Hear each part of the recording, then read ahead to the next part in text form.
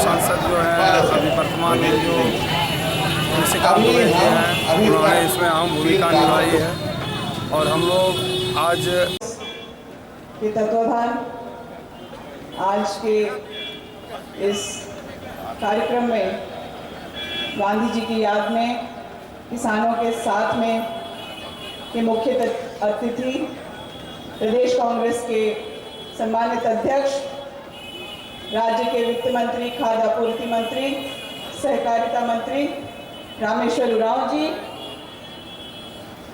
पूर्व मंत्री गार्जियन कृष्णानंद झा जी, पूर्व सांसद गोड्डा के अभिभावक आदरणीय फुरकान अंसारी जी, मंच पर उपस्थित आप सभी किसान भाइयों बहनों को, युवाओं को एकत्रित करने वाले, संगठन के रग रग को समझने पहचानने वाले ऐसे बड़े भाई जो पूर्व चेयरमैन रहे प्रदूषण बोर्ड के भाई, बड़े भाई मणिशंकर जी, संथाल पटना के जोनल कोऑर्डिनेटर भाई सुल्तान अहमद जी, मंच पर आसीन दिनेश झा जी, अशोक राय जी, बड़े भाई राजेंद्र दास जी, फयाज भाई, और मैं नाम लेना चाहूँगी तो मुझे लगता है करीब करीब सभी लोगों का जो यहाँ संगठन से जुड़े हुए हैं संथाल पटना के, वहाँ विजय मिश्रा जी दूर से मुस्कुरा रहे हैं।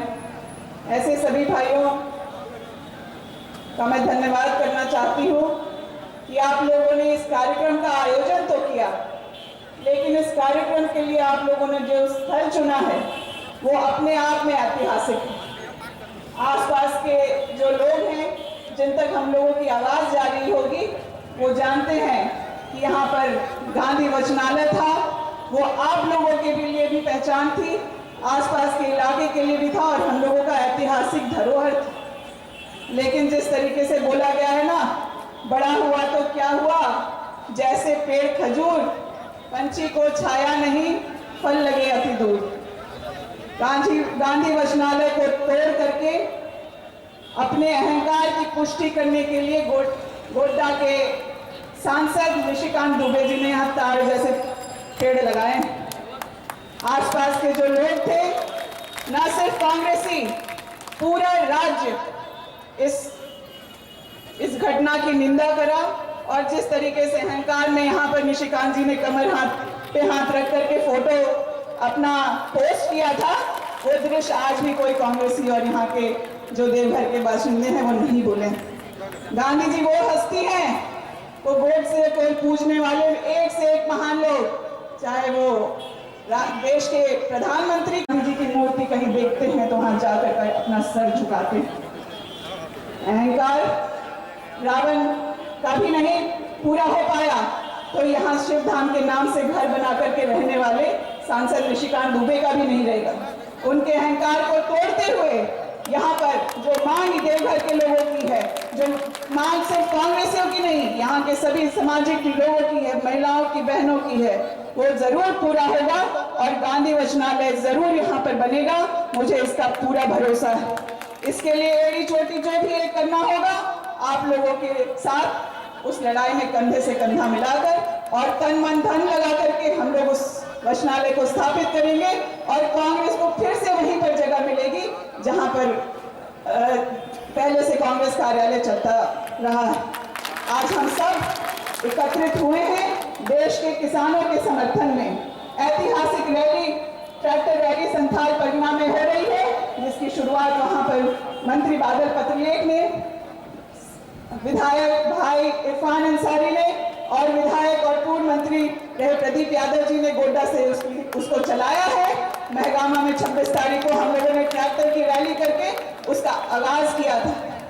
आज वह रैली, उस रैली में हम लोग पहुंचने की भी जल्दी है, बातें बहुत हैं देवघर के लोगों से करने के लिए। यहाँ खास करके मैं देख रही हूँ महिला बहनें हैं, आप लोगों की जो उम्मीद सरकार से, राज्य की सरकार से होनी चाहिए। मुझे पूरा भरोसा है कि कोरोना जैसे विकट काल में जब हमारे मंत्री, खाद्य आपूर्ति मंत्री ने सुनिश्चित किया कि कोई भी हमारा जो झारखंड का वासी है वो भूखे न सोए, इतने सुचारू तौर पर खाद्य वितरण का कार्यक्रम किसी राज्य में नहीं हुआ। मजदूरों को सम्मान के साथ लेकर के राज्य में वापस लेके आने का काम भी बहुत अच्छे तरीके से हुआ। स्वास्थ्य की जो सुविधाएं हमें लचर व्यवस्था में मिली थी, उसमें भी सीमित संसाधन में भी यह प्रयास रहा और उसमें भी राज्य सफल हुआ कि कम से कम परेशानी लोगों को हो। आज रोजगार की बात है तो मनरेगा के तहत गांव ग्रामीण इलाकों में महिलाओं को, युवाओं को, सबको काम मिल रहा है ताकि आपको किसी तरह की परेशानी ना हो। कृषि के क्षेत्र में झारखंड में जो वादा करके सरकार आई थी, कृषि लोन माफ करने का काम भी हम लोगों की सरकार ने किया है। धान की खरीद सरकार कर रही है और यह जो किसान आंदोलन का सबसे मूल बात जो हम लोग इस सरकार से पूछ रहे हैं कि समर्थन मूल्य को कानूनी क्यों नहीं कर रहे हैं। आज अगर सरकार धान 2050 में लेती है तो बाजार का जो व्यापारी है वह भी बाध्य हो जाता है कि वो हमारे घरों से अगर धान लेकर के जा रहा है तो 1500-1700 के दर पर लेकर के जाए, लेकिन जब समर्थन मूल्य ही तय नहीं होगा तो आज जो आप 1200-1300 में अब व्यापारियों को दे रहे हैं वो कल आपको 800-900 रुपए में बेचने के लिए आप मजबूर होंगे। आज कितने आसानी से खाद्यान्न पूरे राज्य को उपलब्ध हुआ, लेकिन यह सरकार षड्यंत्र करके जमाखोरी करने का मौका बड़े बड़े उद्योगपतियों को दे रहा है। बड़े बड़े गोदामों में अनाज पड़ा रहेगा और हमारे गांव घर के लोग भूखे परेशान होंगे। यह समय सोच विचार करके जो ये आंदोलन दिल्ली में चल रहा है उससे जुड़ने की जरूरत है। मुझे बहुत खुशी है मणिशंकर भाई के प्रयत्न से इस आंदोलन में न सिर्फ युवा पुरुष किसान बल्कि महिला किसान भी बहुत संख्या में जुड़ करके आई हैं। मैं उन लोगों का धन्यवाद देना चाहूंगी क्योंकि महिलाओं के सहयोग के बिना कोई भी बदलाव अधूरा है, कोई भी संघर्ष अधूरा है, कोई भी आंदोलन अधूरा है। आप लोग जब इसमें शामिल हो गई हैं तो ये आंदोलन जरूर सफल होगा और इस अहंकारी सरकार को अपने तीनों कानून वापस लेने होंगे। इन्हीं शब्दों के साथ जो कि बहुत वरिष्ठ लोग बैठे हैं, मैं आप लोगों का बहुत आभार करना चाहूंगी कि आप लोगों ने इतने वक्त तक मुझे सुना। धन्यवाद। जय जवान जय किसान। श्री कृष्ण झा जी से मैं आग्रह करूंगा तो अपने विचार आप लोगों के सामने रखें। श्री रामेश्वर राव जी जो राज्य के वित्त मंत्री भी हैं, आपूर्ति मंत्री भी हैं, भाई प्रकाश साहब, गुटका की झाड़ू नेत्री दीपिका जी, सुल्तान अहमद साहब, कल्याण जी, अशोक जी और इस आयोजन के सूत्रधार भाई मणिशंकर जी और दिनेशानंद जी, यहाँ कांग्रेस परिवार के मंच पर बैठे सभी लोगों का आज मैं स्वागत करता हूँ और यहाँ पूरे देवघर जिला से आए हुए सभी किसान भाई और बहनों, पत्रकार बंधु, जैसा कि मणिशंकर जी ने इसकी रूपरेखा आपको पूर्व में ही बताई और आप सभी हमारे अध्यक्ष जी के उद्बोधन को सुनने के लिए बैठे हुए हैं। अध्यक्ष जी का बहुत व्यस्त कार्यक्रम है, इसलिए ज़्यादा समय नहीं लेते हुए चंद शब्द मैं कहना चाहूँगा कि दिल्ली में भारत सरकार प्रधानमंत्री ने घोषणा की कि 1.5 साल तक ये जो कानून कृषि बिल पास हुआ है उसको मैं स्थगित करता हूँ और फिर बातचीत के बाद इस पर निर्णय लिया जाएगा।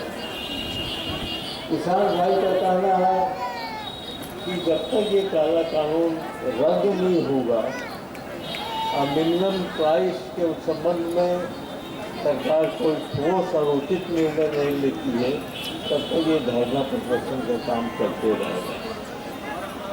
देखिए, गणतंत्र में कोई भी सरकार हो वो अहंकार से नहीं कर सकती। जनतंत्र में आपको सबकी सुननी होगी और सबको साथ लेके आपको देश को आगे बढ़ाना होगा। हमने अपने राजनीतिक जीवन में ऐसा गृह मंत्री कभी नहीं देखा था, जिनके वजह से आज लाल किले की क्या दुर्दशा हुई। आप किस बात के गृह मंत्री हैं? आपको तो पूर्व सूचना रहनी चाहिए थी।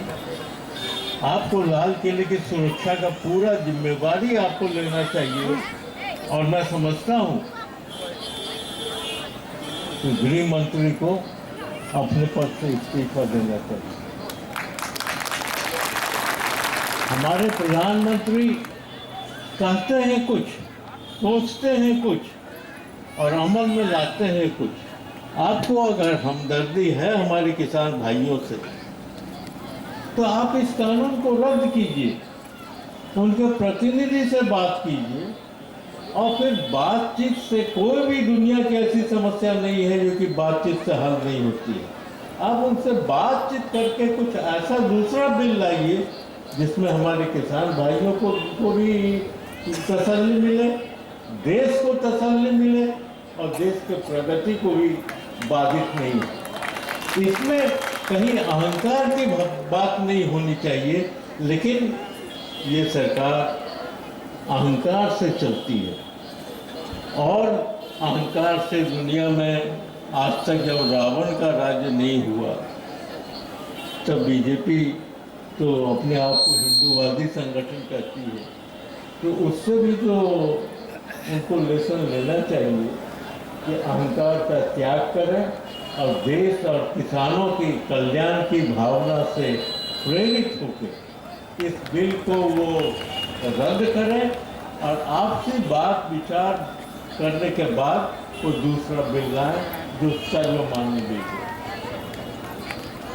आज ये धरना प्रदर्शन उसी संदर्भ में किया गया है, गांधी जी की जयंती के इस अवसर पर, क्योंकि ये गांधी देश की आत्मा है और गांधी का जो फिलॉसफी है वो इस देश की धड़कन है। हम गांधी को और गांधी के फिलॉसफी को भूल के भारतवर्ष की कल्पना नहीं कर सकते। इसलिए अगर गांधी जी के हम सच्चे अनुयायी हैं तो हमें किसान और जवान दोनों का इस देश में सही सम्मान मिले, इस पर हम अपनी एक मत रखें और आगे की कार्रवाई करें। हम रामेश्वर उरांव जी के बड़े कृतज्ञ हैं और मुझे तो इनको देखने से ऐसा लग रहा है कि इनमें जितनी दूर का सफर ये तय कर रहे हैं, जिस प्रकार ये काम कर रहे हैं, कि इनमें युवा शक्ति वाली जोश आ गई है और ये पहले से ज़्यादा कर्मों से ज़्यादा युवा नजर आ रहे हैं। भगवान बद्रीनाथ से प्रार्थना है कि इनको शक्ति और ऊर्जा प्रदान करें, इस राज्य की सेवा इसी तत्परता से करते रहें। बहुत बहुत धन्यवाद।